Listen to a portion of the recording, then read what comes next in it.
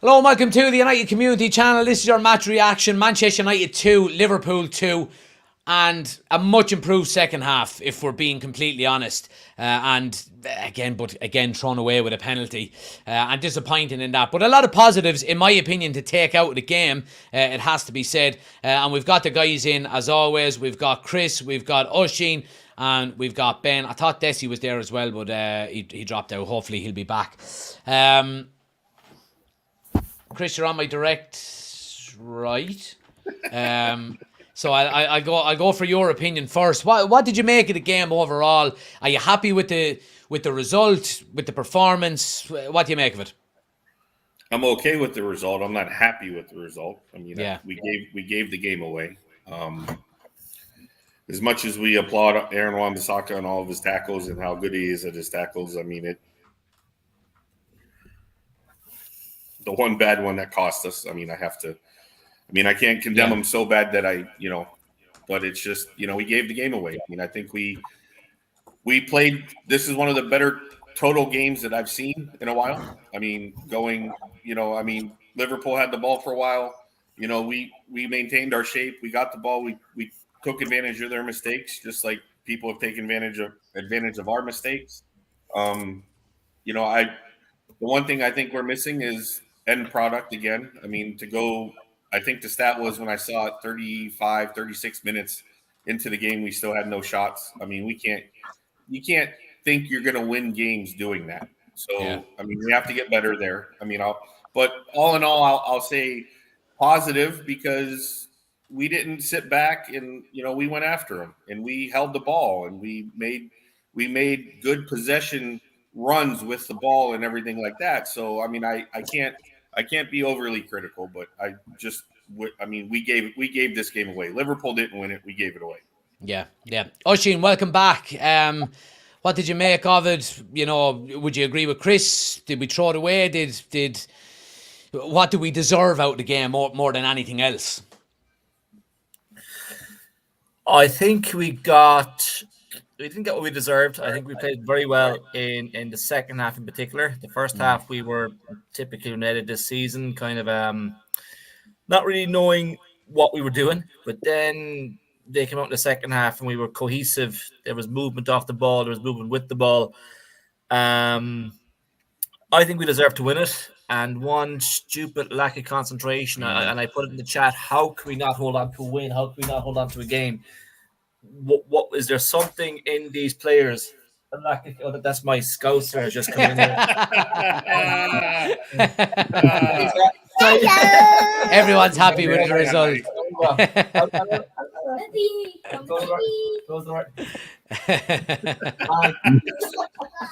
It's like it's like your man on the BBC interview that time. So yeah, I it's just there's something in the mentality. It's the fact that we're not used to winning.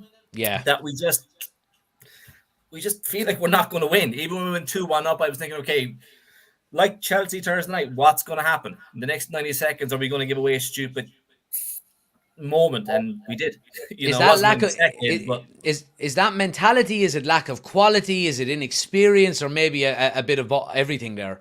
I think it's a bit of everything. It's also a bit of, and I'm not going to rag on him too much today, but it's also a case that Ten Hag needs to be on the touchline after we went 2-1 up and just be a bit more, just kind of tell them to keep the heads. It's very there was no real guidance after we went ahead. But I can't.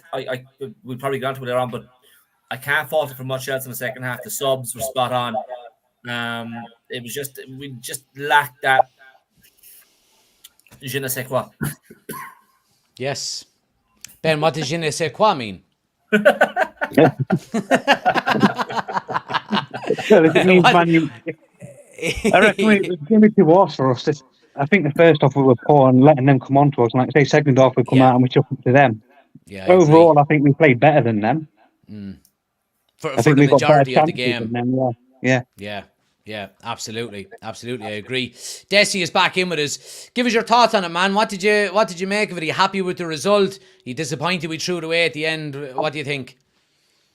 Yeah, good result, but sloppy, I think, in terms of possession.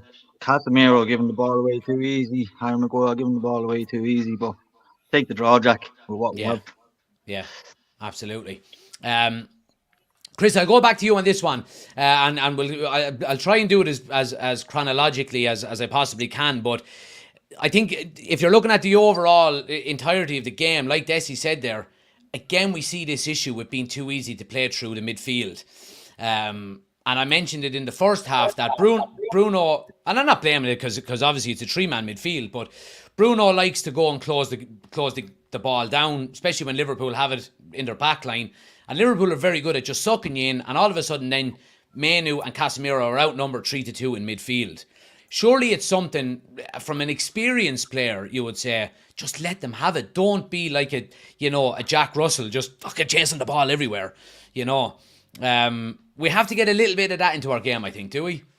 Yeah, I mean, I think we have to. I mean, part of that though, Jack, I think is. I mean, it's not. I mean, I'll put some on Bruno, but I think part of that comes from the back line as well, because we have to be able to push, play again higher line, or not sit back so far so that our center backs are sitting so far back that our midfielders are there's too much space in there. And this is the problem when the Butcher is not on the field. The Butcher plays almost in front of the other center back, so that enables the midfielders to push up through, and it tightens all the gaps in the middle.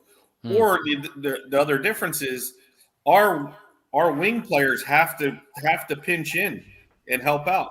And like you pointed out, Robertson was getting away with a lot because Garnacho is not tracking him back, and I think that's what a lot of teams look at is like Garnacho is not looking to track back, and I'm not getting on him about it. I mean, he needs to do better. He's young and everything like that, but it's one or two things have to happen. Whether we don't have the back line to play a higher line to push everybody up in the midfield to close the gaps, or our wingers need to kind of step in and kind of clog the middle so that way it doesn't. So we can get numbers, because or the third way, I mean, something has to happen. Bruno, I mean, let's be honest, Bruno is not that player. So, I mean, you're asking him to do something he's not accustomed to doing. So we have to find a way to get numbers in the midfield at that point, Yeah. Yeah. Oisin, I mentioned this and I want to get your point on it or your opinion on it. I was thinking about it during the week that is Ten Hag sticking with his formation and with his tactics so much so because maybe he knows, okay, I'm going to be manager here next year. I would rather continue and improve the players that are going to be good enough to play for me next year rather than change my formation 2, 3, 4 times throughout the season and completely confuse everybody. Is that potentially a tactic from him, or am I kind of overthinking it? I just think, he's going, right, well, the 5 players that are good enough to play with me, if I stick with this tactic, will be a lot more advanced by the time next season rolls around, and hopefully we have a good transfer window and bring in players that can match their ability. Okay, there's a few things to unpack in there. The first one is you said you think there's 5 players good enough to play. Well, yes, sorry, hypothetically. All right, drop that there, divide that by 5. And then the other thing that we have taken track is he's got no one. Look at our bench today. Yeah. So his hands are tied. He doesn't have an option but to stick with what he's doing. When Amrabat came on, it was the right choice to make, and we shored up the middle, and then that penalty was given away. But I don't think he's got much option at the moment in terms of quality and in terms of quantity. I mean, Maguire went down injured again today. He was holding his wrist at one point, wasn't he? Is he going to be in doubt? Does that only mean we've got one senior? And by senior, I mean he's played in the senior team in Koumbala. Is he the only fit centre-half we have? Yeah. And then Rashford went down, and okay, the way he's playing the last few weeks, he won't be too badly missed, but that's just another injury added to more injuries. I think the kernel of it all is Ten Hag is a stubborn man. Yeah. And he's stubborn because he knows it's worked for him in the past, and he's going to make it work here if he can. I don't think that's going to work, in my opinion. Okay. Ben, I want to ask you about Koumbala. Second senior appearance for Manchester United, and what a game to come into. My God, he done well for himself for a young lad, didn't he? Yeah, definitely. Him and Martin as centre-back next season. That's what I say. already. Yeah. Knows how to Looks put a so tackle in. looks so composed and look. He was getting the crowd going. It's what you want to see out of a centre back, really, isn't it? Yeah, it's like Manu though. And he's coming in. He's the same sort of style. They've got that laid back approach to the game, haven't they? So is that through the youth team? Is that how they're being trained to play? Yeah, absolutely. Desi, I want to ask you about set pieces because obviously it's another goal conceded. The first one, obviously, from Diaz, and we've spoke about this before. This whole kind of hybrid approach to man marking / zonal marking, and it certainly didn't work today. What's your opinion on pros and cons of both? Like I'm a heavy advocate for just go fucking man to man and mark up rather than this whole zonal marking. What's your take on it? Yeah, I'd agree, man to man. Yeah. Especially when we haven't got the quality to just do zonal marking.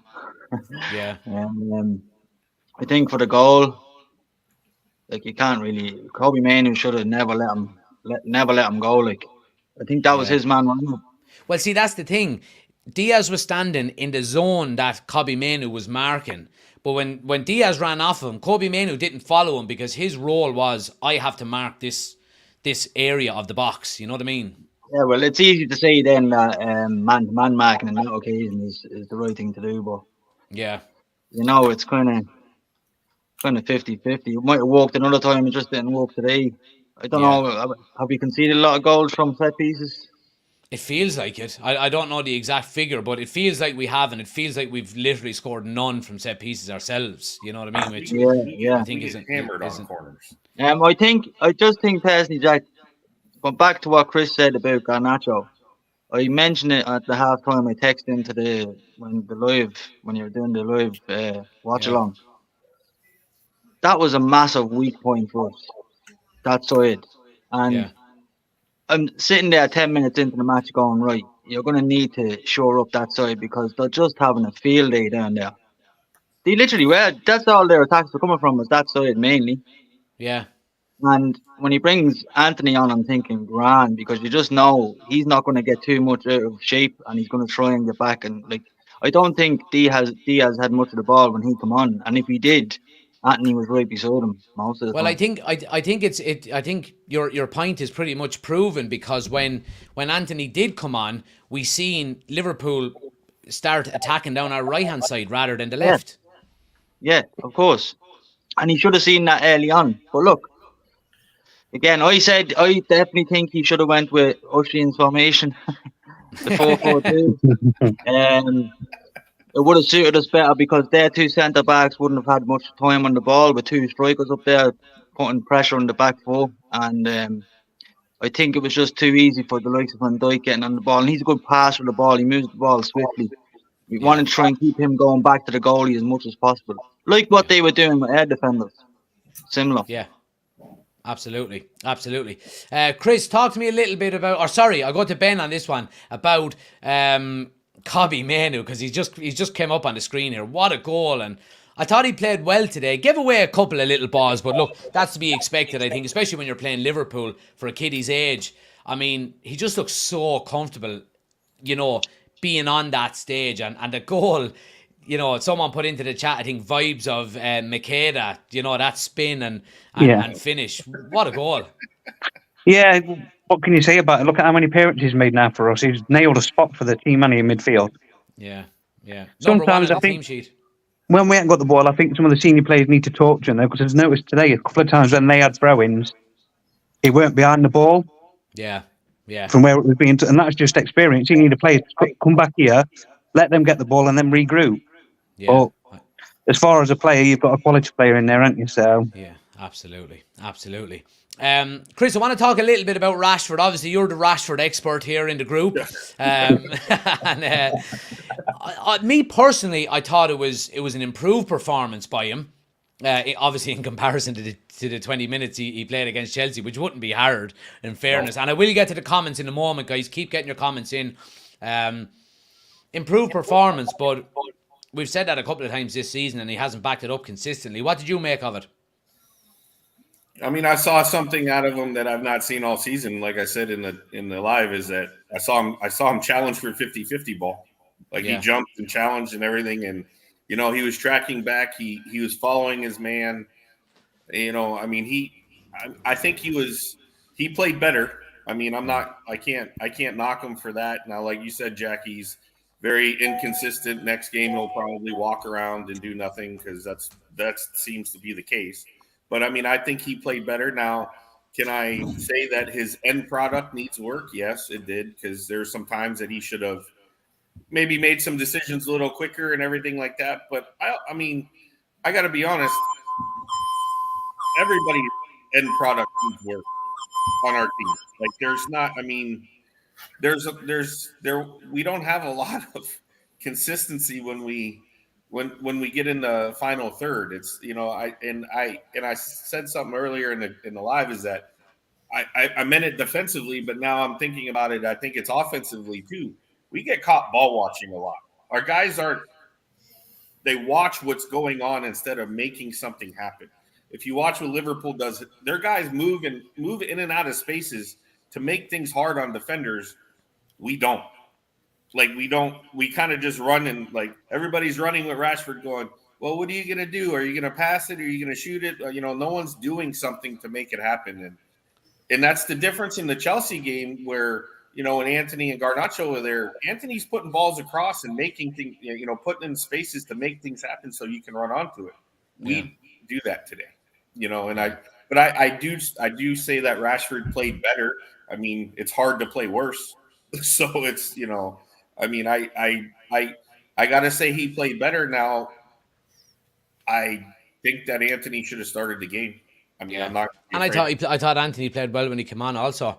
No, he did. And I think that should have been, my thing is maybe Ten Hag puts Rashford out there because he's, in the Chelsea game, he saw that he was whining and not moving because he didn't get to play, but as a sub. So, or, maybe he just kept his legs for this game. I don't know. But, I mean, he played better. I mean, I got to say that. But I'm still not Rashford in.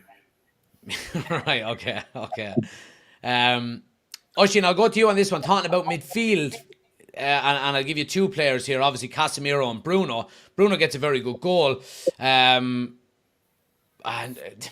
Casemiro just looks leggy to me all the time, and Bruno's very erratic in terms of his positional sense. What did you make of the two of them today, maybe individually and collectively? It's something I've been noticing of Bruno for a long time, and it came from, I was listening to a podcast of a certain ex-Man City pundit who said that Bruno runs around to look busy and doesn't really run to the right positions. And I've been watching it, and I can't see what he means. He just kind of he darts and darts and darts, but doesn't do anything. He's just kind of running, something for the camera running. And that puts pressure, as Chris said earlier, that puts pressure then on because their backline is so deep, that there's such a gap there that Mainu and Casemiro get completely run over by a 3-on-2 scenario. So that's my thought on Bruno. He just has this gung ho kind of feeling, and he's not. You're not going to train that out of him. That's just who he is. Yeah. And he's not someone who's going to fall in line and keep his shape. I just can't see that happening. Casemiro is done. There's no other way to say it. He's too leggy. He put in a tackle towards the end. I think it was in added time, and he just wiped. I want to say he was Elliot. He wiped out, but geez, he put him into. He took him out, and that could have led to something. It just was a poor leggy tackle. Someone said 3 or 4 inches higher, it would have been a red. It was a tire tackle, but when he came in last year, he looked well, but I think our expectations were so low last year because of how we started that. We were so desperate for a CDM for 3 or 4 years, weren't we? That anybody coming in would have been a savior, and now I think we're seeing what. I mean, Real Madrid don't sell their players unless they're done, And I think he is. I think he is done. I'd keep him for another season, but not as a starter. He's in the Eriksen role now for me, where he comes on the last 20 minutes. I know Chris would sell him to get money for him, but I think Mainu needs someone still to kind of help him learn the position. As Chris said, learn to get onside, or on the right side of the ball for throws, and just to get that bit of discipline. And there's no Stop better buttering person me than up. It's not Mendy. going to work. No, look, and as well as that, he's someone with a bit of experience who can come off or play in the League Cup and give Manu a break. I wouldn't be getting rid of him. I'd give him one more season, but as a squad player, and if he doesn't want that, then yeah, get rid of him. Yeah, go on, Chris. I understand what Oshin's saying, but I mean, this is where we have to make decisions. These are tough decisions now, and I think if you can get money for him this year, you're not going to get money for him next year if he's a squad player. You get money for him this year, and you buy somebody else. And you know what? You have to be able to train Manu without Casemiro being there. You know, and I 100% I understand what Oshin's saying, but I honestly think, like we always talk about, we have to make the hard decisions, and the hard decision is move them on, because let's just say, I'm going to throw a number out there. Let's say we get 50 million. If we get an offer for 50 or like 40 to 50 million for him, that's not going up next year. It's only going down. Yeah. So I think you have to move him if you get that offer, and you have to just we're going to bring somebody else in anyways.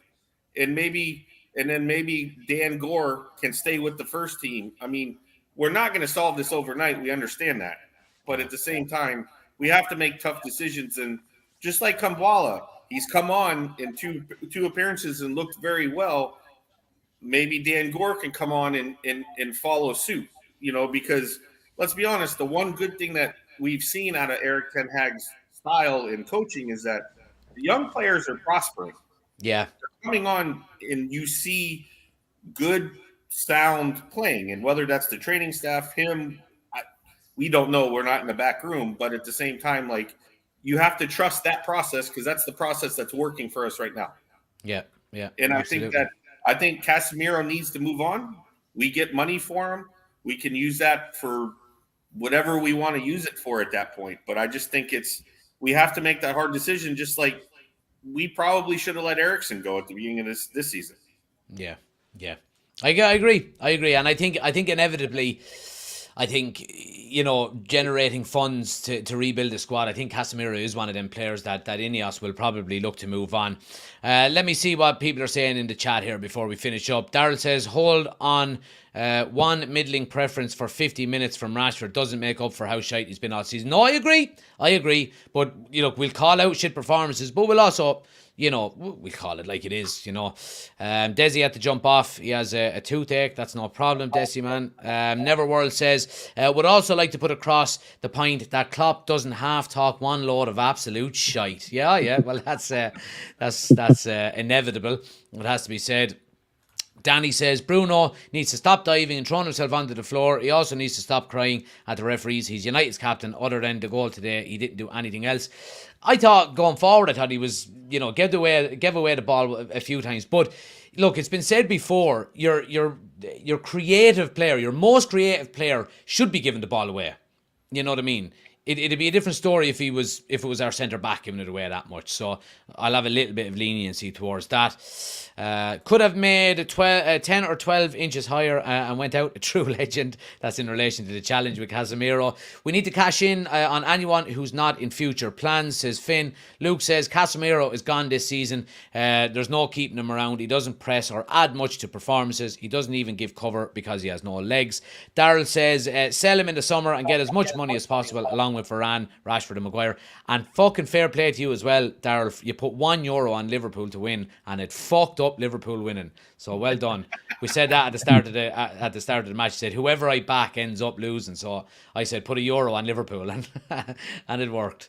And finally Finn says if Casemiro was in a team that dominates possession, he'd still look the business, but that's not us right now. Yeah, absolutely. Lads, look, I think we'll leave it there. Look, I mean, it's where we are at the moment. I'm happy enough with a 2-2 draw. I don't think we were getting top four, and to put any little dint in their title charge, that's a good thing. I think is a good thing for us. But yeah, thanks for joining. I presume we're not out until next weekend again. I don't think, are we? Yeah, because we suck. Yeah, all right. Well, that's a good point. I might actually do a watch along during the week for some of the Champions League games, because there's some nice Champions League games coming up. But I'll let you know as the week comes on. All right, boys. Sound. Thanks Catch for you later. joining. I'll chat to you during the week. All right, take it easy. Thanks everybody else for watching, guys. If you haven't already done so, please do smash a like on the video. Hit subscribe if you are new to the channel. Like I said, we're in around 200 away from 10,000 subscribers, which is brilliant. So if you can help us out at all, please do. Thanks for watching. Decent enough result for United. Really good second half performance. And we move on. Happy days. I'll chat to you on the next one.